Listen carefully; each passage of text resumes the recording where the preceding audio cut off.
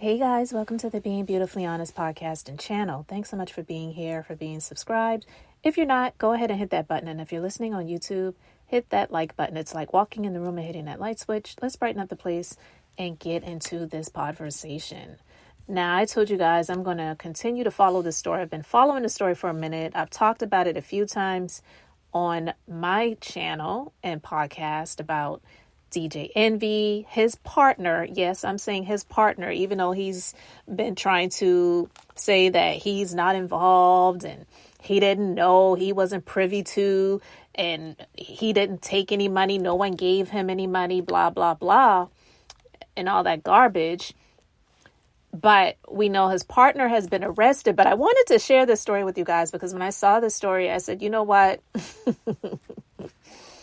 Girl, it's too late. It's just ridiculous. One, I'm just going to just put it like this. I've never followed djenvy. I don't follow Charlamagne the God. I don't follow The Breakfast Club. I am aware of these personalities, but I'm going to talk about this story and just share my thoughts, right?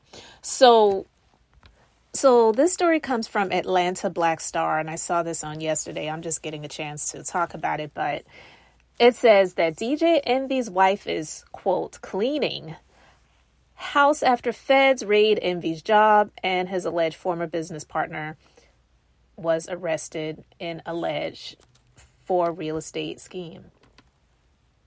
Now, that's the title of the story. I don't know why they wrote it like that, because they said his alleged former business partner was arrested in alleged for real estate scheme. I think they meant to say for alleged real estate fraud scheme. But anyway, the story is fans say it's not looking too good for djenvy after his alleged business partner was arrested on October 18th on federal charges of running a real estate fraud scheme.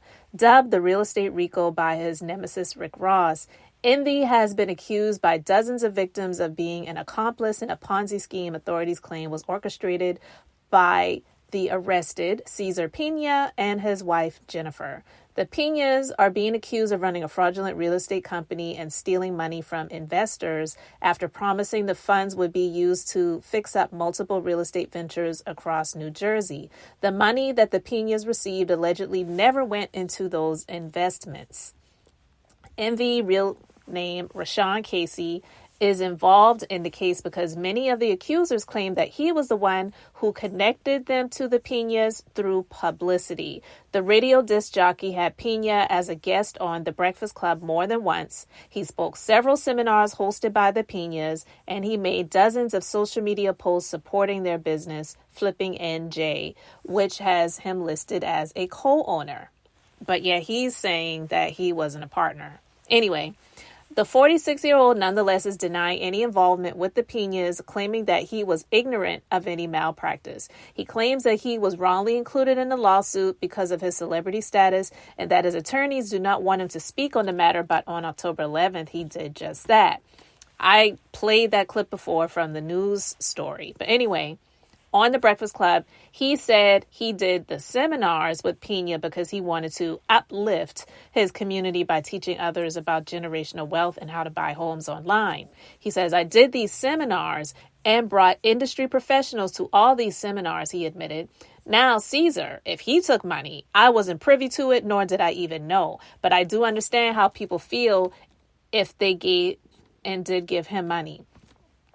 Didn't once say, I'm sorry, or, not even to admit guilt, but just to say, I'm sorry that people were victimized. He just was basically here to say, I ain't got nothing to do with it. Anyway, he then claimed that he knows how Pina's victims feel because he allegedly gave him a lot of money that he didn't get a return on, and says, I never stole nothing from nobody, and I'll leave it at that, Envy concluded. Just days after this episode aired, Pina was arrested by federal agents on one count of wire fraud charges. He pleaded not guilty, and he was later released on a $1 million bond. Now, before I finish with the story, like I said when I was talking about his arrest before, this man is sitting on these people's money. How in the world could he just be released almost immediately on a $1 million secured bond? It wasn't personal recognizance. It wasn't a bond where he had a bail bondsman and only had to put up 10%. No, it was $1 million. This is these people's money. Anyway, Pina has been placed on electronic monitoring and cannot leave the state of New Jersey, as he could potentially face additional charges for money laundering. What I believe, my personal opinion, is that Envy was speaking to the feds, and he probably knew that Cesar was about to hop, skip, and jump out of the country. And so they got him on at least one charge so that they could keep a hold of him and keep tracking him, because if he was out of here, they probably wouldn't have been able to get him back based on where he was going to, because he's probably done the research to know which countries and territories don't have that agreement with the United States where they would do extradition. So my assumption is that he wasn't going to go to like the Dominican Republic or Puerto Rico, which are territories of the United States, right? So he's probably going to go someplace where there was no extradition. In the complaint to announce the charges, local U.S. Attorney Philip R. Selinger said Pina exploited celebrity status in social media to develop a devoted following of potential victims. So you all know the gist of the story. So now we have DJ Envy's wife trying to clean up the Instagram, remove videos and images, because apparently he has been lavishing her with extravagant gifts and all of these different things. And listen, I don't know what Rashawn Casey's paycheck is and how much he gets to do DJing and how much money he gets when he does the car shows. I don't know any of that. So he very well could have been able to afford to give her the gifts and afford the type of luxury lifestyle that they were living. But fans are saying that she scrubbed many photos of luxury handbags, designer shoes, clothing, jewelry, and cars that her husband, what they're saying, couldn't possibly afford on his radio salary. So this is what I've been saying, because when I was having these discussions with my husband before all of this stuff like really blew up, he was like, well, yeah, but he does the DJing and he does the car shows, so he's making a good amount of money. It's really funny to me when people assume that just because somebody is doing a type of job like that, or those different gigs that they're doing, that they can really afford that stuff. A lot of these people can't really afford that type of lifestyle that they are presenting themselves living on social media.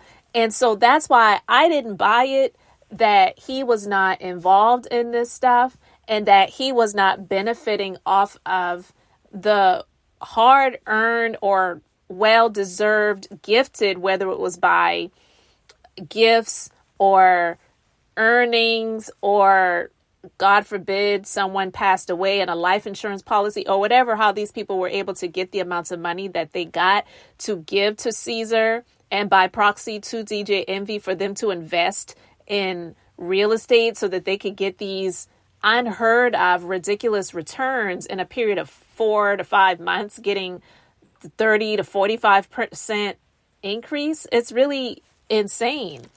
But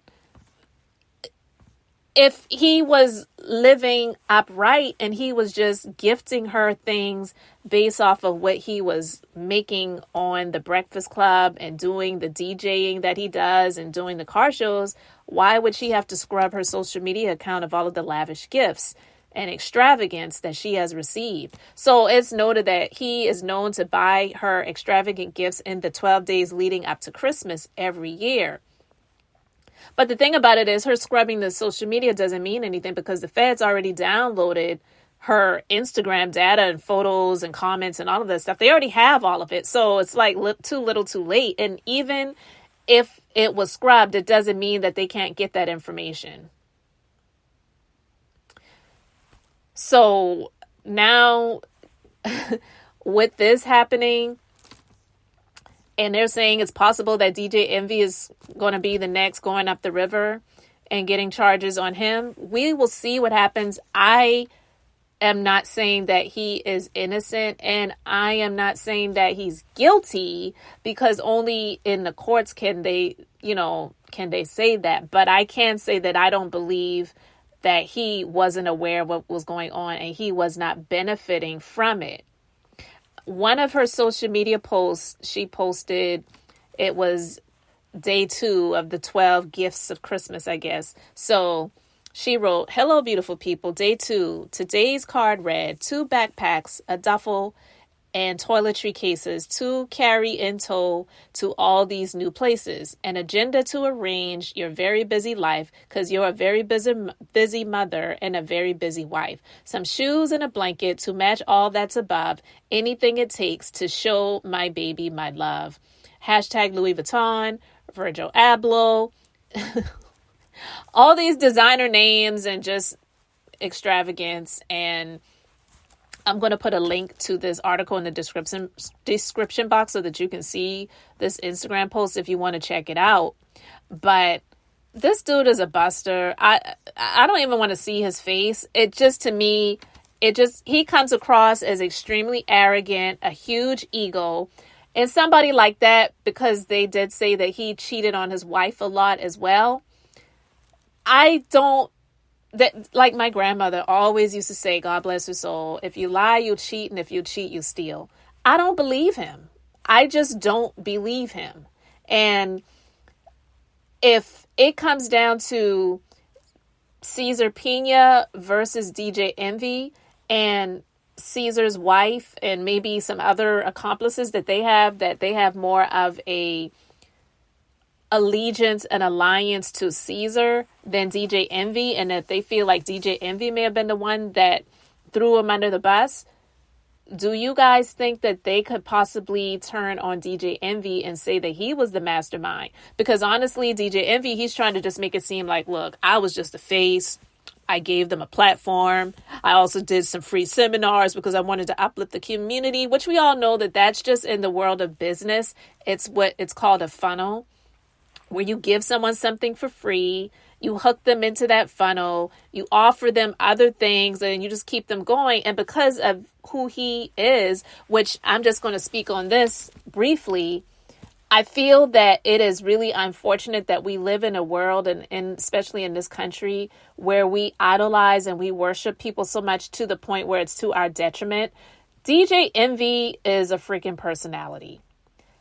He's gotten to the point of people labeling him to be a celebrity. In my personal opinion, he's not.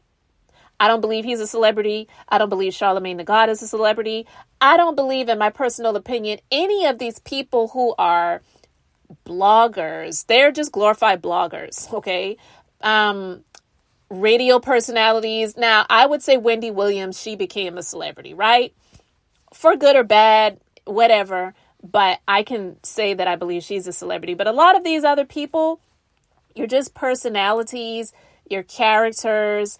You have definitely, some more than others, you've gotten access and maybe some influence and maybe even a bit of a following. But that doesn't mean that you're a celebrity. Because I even see it sometimes, it's really ridiculous in like my own hometown, where you would have someone who's been a newscaster for years. And then they walk around, if you see them in public, they act as if they're a celebrity. And it's like, girl, you read the news from a teleprompter. Girl, whatever. Like, you are doing your job. Do your job, get your money, get paid. But, and I'm saying this because I've had a few over the years that felt like because they were on the news that they should be getting special treatment. And it's like, you're a client no better than anyone else. So pay for your services. Have a great day.